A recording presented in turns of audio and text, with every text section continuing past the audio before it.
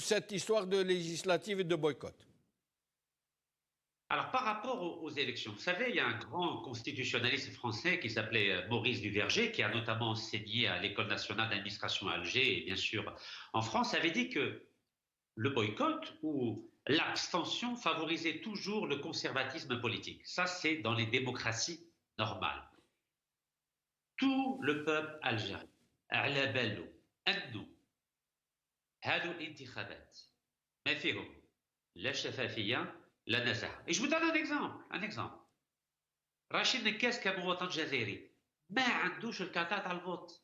يعني دولة جزائرية في 2021 ما بغاش تعطي لي كارتة تاع الفوت. يعني واش من المصداقية يكونوا عندهم هذو الانتخابات وانا ما عنديش كارتة تاع الفوت. يعني الرئيس الجمهورية ولا الوزير الأول كي يقول للناس بسم الله تفضلوا روحوا ترشحوا ومواطن بسيط كيما راشد النكاز ما عندوش كارتة تاع الفوت يعني سي اون بليزونتري هذه مسرحية هذه. Donc je ne crois absolument pas à la transparence des élections, ni à la pluralité des élections, ni à la justesse de ces élections. Je crois qu'il faut être raisonnable. Ce n'est pas le moment d'organiser des élections en Algérie, ni des élections législatives, ni des élections présidentielles, ni des élections locales. Il faut tous se mettre autour d'une table, comme en mars 62, quand il y a eu les accords d'Évian entre le FLN et le GPRA d'un côté et l'armée française. N'oubliez pas que le général de Gaulle était un général.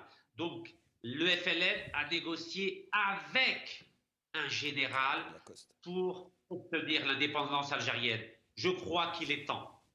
وصلنا واحد الوقت باه كاع كل حكومه كل عسكر كل حراك يقعدوا قدام الطابله ويسيبوا حل سياسي وما راناش في الوقت. Oui, ça c'est le début d'une transition politique, ce qui n'est pas le cas puisque le régime refuse absolument. Mais sinon, lui, il ne propose qu'une alternative, aller vers ces législatives. Il vous dit, allez vers les législatives, élisez vos représentants, et à ce moment-là, vous aurez des représentants légaux qui auront été élus. Vous-même, donc, en tant que président de parti, en tant qu'ancien candidat au présidentiel, en tant que hiérarchiste très visible, en tant que politicien, est-ce que vous appelez au boycott ou non, de façon claire? À 100%. Vous appelez au boycott de toutes les élections jusqu'en 2024. La preuve, comment voulez-vous que j'appelle à la participation à des élections alors que je n'ai même pas de carte de vote? Même si je voulais voter, je ne pourrais pas. Ma question est claire. Je suis l'incarnation de l'absence d'état de droit en Algérie, au travers du fait que depuis 2014, je n'ai pas de carte de vote, je n'ai pas de certificat de résidence, je n'ai pas de renouvellement de mon permis de conduire, je n'ai pas de renouvellement de mon passeport et ils refusent de m'accorder un agrément pour le parti politique. Comment voulez-vous que j'appelle à la participation à ces élections? C'est une plaisanterie.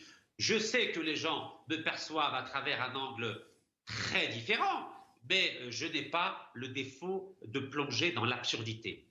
Ce n'est pas le moment d'organiser des élections et nous devons boycotter massivement ces élections et obliger le pouvoir à entamer des négociations avec des représentants du. Alors nous allons écouter deux chefs de parti.